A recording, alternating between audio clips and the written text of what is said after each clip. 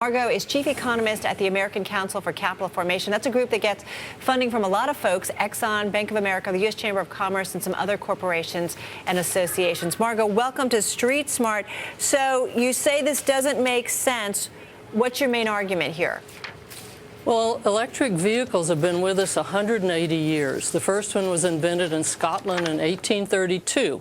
So with 180 years of work on technological development, the product is still not commercial. So the challenges are the batteries that power plug-in electric vehicles have a short range. They're very expensive, costing as much as $20,000 per battery. They might last 6 or 8 years, so when a consumer purchases a car like that for perhaps $45,000, the residual value of the electric vehicle is going to be very low. The batteries are not tested for safety. The technological challenges are very great. So I think after 180 years, if the product is still not commercially viable, we question how much whether we should continue to subsidize this product. Hey, Margo, I have to say, I read your op-ed this morning. I thought it was fantastic. There was a lot of stuff in there I didn't already know, so I would recommend that people go grab the journal and check it out because it's very interesting. On the other hand, I have driven a couple electric cars. I drove a Tesla, which does 0 to 60 in like 4 seconds flat. It's faster than a Porsche Carrera, which is a fantastic sports car. I drove the Chevy Volt, which I thought was an incredibly high-quality car. It feels like you're driving an Audi around, a much more expensive European car. But of course, these are expensive cars. They're not the kind of cars that you can do everything you can with, say, a Ford Explorer, a family truckster.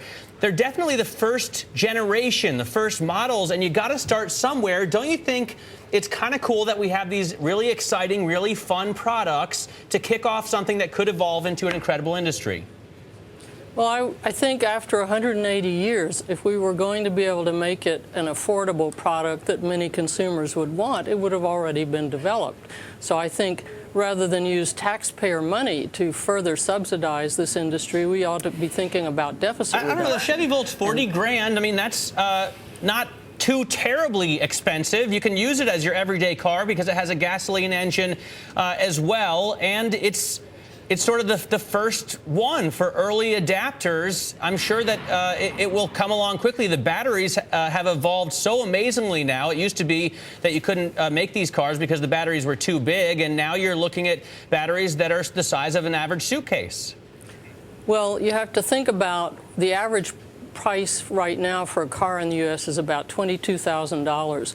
Most people can't afford $35,000 or $45,000 for a car.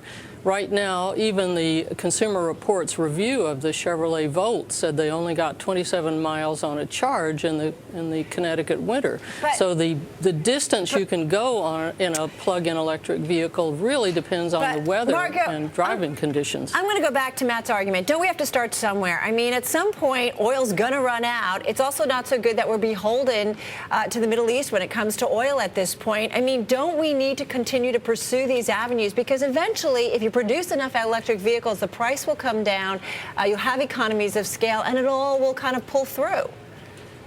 Well, as I say, since 1832, we've been working on this, and we haven't made that technological breakthrough. That's not to say it won't happen at some point. But right now, when deficit reduction is a key policy goal among the American taxpayers and policymakers here in Washington, the thought of spending an additional, for example, the Obama administration wants 1 million electric vehicles on the road by 2015. Subsidizing those to the tune of $7,500 a car could cost as much as $7.5 billion. So you think about the opportunity cost of those funds.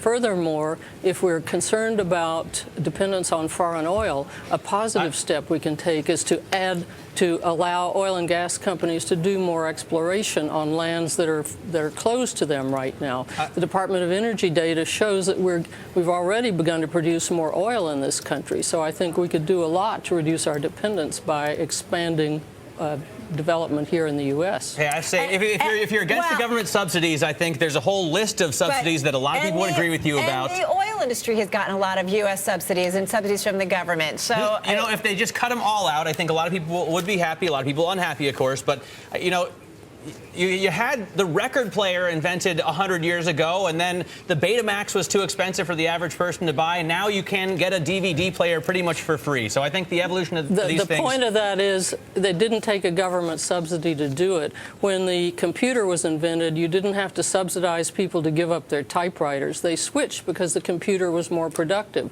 There are serious issues of consumer acceptance with electric vehicles. We've got to go. We've run out of time, but fun talking with you, and we appreciate it. Margo Thorning, Executive Vice President and Chief Economist at the American Council for Capital Formation.